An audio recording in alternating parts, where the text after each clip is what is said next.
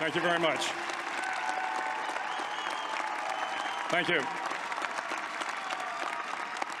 Well, thank you, President Powers, Provost Fenves, deans, members of the faculty, family and friends, and most importantly, the class of 2014. It is indeed an honor for me to be here tonight. It's been almost 37 years to the day that I graduated from UT. I remember a lot of things about that day. I remember I had a throbbing headache from a party the night before.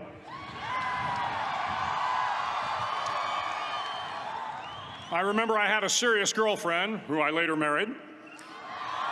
That's important to remember, by the way. And I remember I was getting commissioned in the Navy that day. But of all the things I remember, I don't have a clue who the commencement speaker was, and I certainly don't remember anything they said. So acknowledging that fact, if I can't make this commencement speech memorable, I will at least try to make it short. So the university's slogan is, "What starts here changes the world." Well, I've got to admit, I kind of like it. What starts here changes the world. Tonight, there are almost 8,000 students, or there are more than 8,000 students graduated from UT. So that great paragon of analytical rigor, Ask.com, says that the average American will meet 10,000 people in their lifetime. 10,000 people, that's a lot of folks. But if every one of you changed the lives of just 10 people, and each one of those people changed the lives of another 10 people, and another 10, then in 5 generations, 125 years, the class of 2014 will have changed the lives of 800 million people. 800 million people. Think about it. Over twice the population of the United States. Go one more generation, and you can change the entire population of the world, 8 billion people. If you think it's hard to change the lives of 10 people, change their lives forever, you're wrong.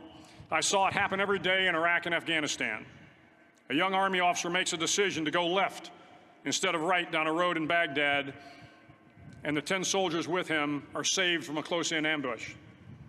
In Kandahar province, Afghanistan, a non-commissioned officer from the female engagement team senses that something isn't right and directs the infantry platoon away from a 500-pound IED, saving the lives of a dozen soldiers.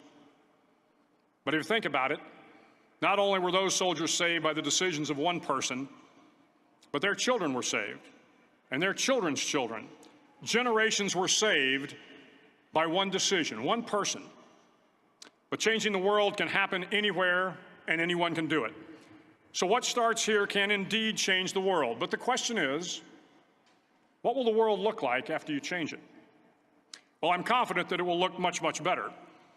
But if you'll humor this old sailor for just a moment, I have a few suggestions that may help you on your way to a better world. And while these lessons were learned during my time in the military, I can assure you that it matters not whether you ever served a day in uniform. It matters not your gender, your ethnic or religious background, your orientation, or your social status. Our struggles in this world are similar, and the lessons to overcome those struggles and to move forward, changing ourselves and changing the world around us, will apply equally to all. I've been a Navy SEAL for 36 years, but it all began when I left UT for basic SEAL training in Coronado, California. Basic SEAL training is 6 months of long, torturous runs in the soft sand, midnight swims in the cold water off San Diego, obstacle courses, unending calisthenics, days without sleep, and always being cold, wet, and miserable. It is 6 months of being constantly harassed by professionally trained warriors who seek to find the weak of mind and body and eliminate them from ever becoming a Navy SEAL. But the training also seeks to find those students who can lead in an environment of constant stress, chaos, failure, and hardships. To me, basic SEAL training was a lifetime of challenges crammed into 6 months. So here are the 10 lessons I learned from basic SEAL training that hopefully will be of value to you as you move forward in life. Every morning in SEAL training, my instructors, who at the time were all Vietnam veterans, would show up in my barracks room, and the first thing they'd do was inspect my bed. If you did it right, the corners would be square, the covers would be pulled tight, the pillow centered just under the headboard, and the extra blanket folded neatly at the foot of the rack. It was a simple task, mundane at best, but every morning we were required to make our bed to perfection. It seemed a little ridiculous at the time, particularly in light of the fact that we were aspiring to be real warriors, tough, battle-hardened SEALs. But the wisdom of this simple act has been proven to me many times over. If you make your bed every morning, you will have accomplished the first task of the day. It will give you a small sense of pride, and it will encourage you to do another task, and another, and another. And by the end of the day, that one task completed will have turned into many tasks completed. Making your bed will also reinforce the fact that the little things in life matter. If you can't do the little things right, you'll never be able to do the big things right. And if by chance you have a miserable day, you will come home to a bed that is made, that you made. And a made bed gives you encouragement that tomorrow will be better. So if you want to change the world, start off by making your bed. During SEAL training, the students are all broken down into boat crews. Each crew is 7 students, 3 on each side of a small rubber boat, and 1 coxswain to help guide the dinghy. Every day, your boat crew forms up on the beach and is instructed to get through the surf zone and paddle several miles down the coast. In the winter, the surf off San Diego can get to be 8 to 10 feet high, and it is exceedingly difficult to paddle through the plunging surf unless everyone digs in. Every paddle must be synchronized to the stroke count of the coxswain. Everyone must exert equal effort, or the boat will turn against the wave and be unceremoniously dumped back on the beach. For the boat to make it to its destination, everyone must paddle. You can't change the world alone. You will need some help. And to truly get from your starting point to your destination takes friends, colleagues, the goodwill of strangers, and a strong coxswain to guide you. If you want to change the world, find someone to help you paddle. Over a few weeks of difficult training, my SEAL class, which started with 150 men, was down to just 42. There were now 6 boat crews of 7 men each. I was in the boat with the tall guys, but the best boat crew we had was made up of the little guys, the Munchkin crew, we called them. No one was over 5'5". The Munchkin boat crew had 1 American Indian, 1 African American, 1 Polish American, 1 Greek American, 1 Italian American, and 2 tough kids from the Midwest. They out-paddled, outran, and outswam all the other boat crews. The big men in the other boat crews would always make good-natured fun of the tiny little flippers the Munchkins put on their tiny little feet prior to every swim. But somehow these little guys from every corner of the nation and the world always had the last laugh, swimming faster than everyone and reaching the shore long before the rest of us. SEAL training was a great equalizer. Nothing mattered but your will to succeed, not your color, not your ethnic background, not your education, not your social status. If you want to change the world, measure a person by the size of their heart, not by the size of their flippers. Several times a week, the instructors would line up the class and do a uniform inspection. It was exceptionally thorough. Your hat had to be perfectly starched, your uniform immaculately pressed, your belt buckle shiny and void of any smudges. But it seemed that no matter how much effort you put into starching your hat or pressing your uniform or polishing your belt buckle, it just wasn't good enough. The instructors would find something wrong. For failing the uniform inspection, the student had to run, fully clothed, into the surf zone, then wet from head to toe, roll around on the beach until every part of your body was covered with sand. The effect was known as a sugar cookie. You stayed in the uniform the rest of the day, cold, wet, and sandy. There were many a student who just couldn't accept the fact that all their efforts were in vain, that no matter how hard they tried to get the uniform right, it went unappreciated. Those students didn't make it through training. Those students didn't understand the purpose of the drill. You were never going to succeed. You were never going to have a perfect uniform. The instructors weren't going to allow it. Sometimes, no matter how well you prepare or how well you perform, you still end up as a sugar cookie. It's just the way life is sometimes. If you want to change the world, get over being a sugar cookie and keep moving forward. Every day during training, you were challenged with multiple physical events: long runs, long swims, obstacle courses, hours of calisthenics, something designed to test your mettle. Every event had standards, times you had to meet. If you failed to meet those times, those standards, your name was posted on a list, and at the end of the day, those on the list were invited to a circus. A circus was 2 hours of additional calisthenics, designed to wear you down, to break your spirit, to force you to quit. No one wanted a circus. A circus meant that for that day, you didn't measure up. A circus meant more fatigue, and more fatigue meant that the following day would be more difficult, and more circuses were likely. But at some time during SEAL training, everyone made the circus list. But an interesting thing happened to those who were constantly on the list. Over time, those students who did 2 hours of extra calisthenics got stronger and stronger. The pain of the circuses built inner strength and physical resiliency. Life is filled with circuses. You will fail. You will likely fail often. It will be painful. It will be discouraging. At times, it will test you to your very core.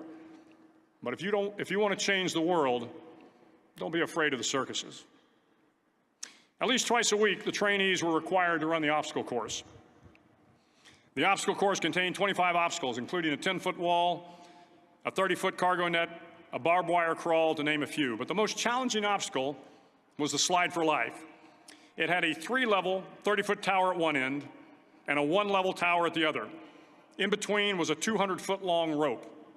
You had to climb the 3-tiered tower, and once at the top, you grabbed the rope, swung underneath the rope, and pulled yourself hand over hand until you got to the other end. The record for the obstacle course had stood for years when my class began in 1977. The record seemed unbeatable until one day a student decided to go down the slide for life head first. Instead of swinging his body underneath the rope and inching his way down, he bravely mounted the top of the rope and thrust himself forward. It was a dangerous move, seemingly foolish and fraught with risk. Failure could mean injury and being dropped from the course. Without hesitation, the student slid down the rope perilously fast. Instead of several minutes, it only took him half that time. And by the end of the course, he had broken the record. If you want to change the world, sometimes you have to slide down the obstacles head first.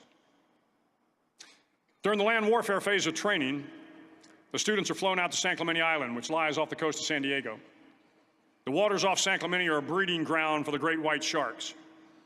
To pass SEAL training, there are a series of long swims that must be completed. One is the night swim. Before the swim, the instructors joyfully brief the students on all the species of sharks that inhabit the waters off San Clemente. They assure you, however, that no student has ever been eaten by a shark, at least not that they can remember. But you are also taught that if a shark begins to circle your position, stand your ground. Do not swim away. Do not act afraid.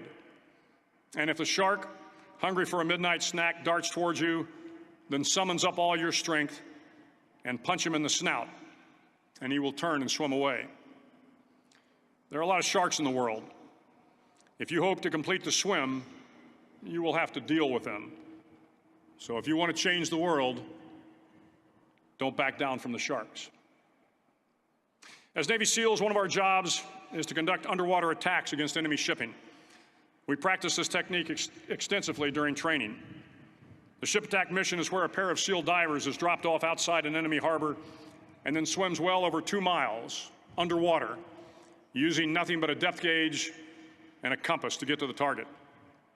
During the entire swim, even well below the surface, there is some light that comes through. It is comforting to know that there is open water above you. But as you approach the ship, which is tied to a pier, the light begins to fade. The steel structure of the ship blocks the moonlight. It blocks the surrounding street lamps. It blocks all ambient light. To be successful in your mission, you have to swim under the ship and find the keel, the center line, and the deepest part of the ship. This is your objective. But the keel is also the darkest part of the ship, where you cannot see your hand in front of your face, where the noise from the ship's machinery is deafening, and where it gets to be easily disoriented, and you can fail. Every SEAL knows that under the keel, at that darkest moment of the mission, is a time when you need to be calm, when you must be calm, when you must be composed, when all your tactical skills, your physical power, and your inner strength must be brought to bear. If you want to change the world, you must be your very best in the darkest moments. The 9th week of training is referred to as Hell Week. It is 6 days of no sleep, constant physical and mental harassment, and one special day at the Mud Flats. The Mud Flats are an area between San Diego and Tijuana where the water runs off and creates the Tijuana Sloughs, a swampy patch of terrain where the mud will engulf you. It is on Wednesday of Hell Week that you paddle down to the Mud Flats and spend the next 15 hours trying to survive this freezing cold, the howling wind, and the incessant pressure to quit from the instructors. As the sun began to set that Wednesday evening, my training class, having committed some egregious infraction of the rules, was ordered into the mud. The mud consumed each man till there was nothing visible but our heads. The instructors told us we could leave the mud if only 5 men would quit. Only 5 men, just 5 men, and we could get out of the oppressive cold. Looking around the mud flat, it was apparent that some students were about to give up. It was still over 8 hours till the sun came up. 8 more hours of bone-chilling cold. The chattering teeth and the shivering moans of the trainees were so loud, it was hard to hear anything. And then one voice began to echo through the night. One voice raised in song. The song was terribly out of tune, but sung with great enthusiasm. One voice became 2, and 2 became 3, and before long, everyone in the class was singing. The instructors threatened us with more time in the mud if we kept up the singing, but the singing persisted. And somehow the mud seemed a little warmer, and the wind a little tamer, and the dawn not so far away. If I have learned anything in my time traveling the world, it is the power of hope. The power of one person, a Washington, a Lincoln, King, Mandela, and even a young girl from Pakistan, Malala. One person can change the world by giving people hope. So if you want to change the world, start singing when you're up to your neck in mud. Finally, in SEAL training, there's a bell. A brass bell that hangs in the center of the compound for all the students to see. All you have to do to quit is ring the bell. Ring the bell, and you no longer have to wake up at 5 o'clock. Ring the bell, and you no longer have to be in the freezing cold swims. Ring the bell, and you no longer have to do the runs, the obstacle course, the PT, and you no longer have to endure the hardships of training. All you have to do is ring the bell to get out. If you want to change the world, don't ever, ever ring the bell. To the class of 2014, you are moments away from graduating, moments away from beginning your journey through life, moments away from starting to change the world for the better. It will not be easy, but you are the class of 2014, the class that can affect the lives of 800 million people in the next century. Start each day with a task completed. Find someone to help you through life. Respect everyone. Know that life is not fair and that you will fail often. But if you take some risks, step up when the times are the toughest, face down the bullies, lift up the downtrodden, and never, ever give up. If you do these things, the next generation and the generations that follow will live in a world far better than the one we have today. And what started here will indeed have changed the world for the better. Thank you very much. Hook 'em horns.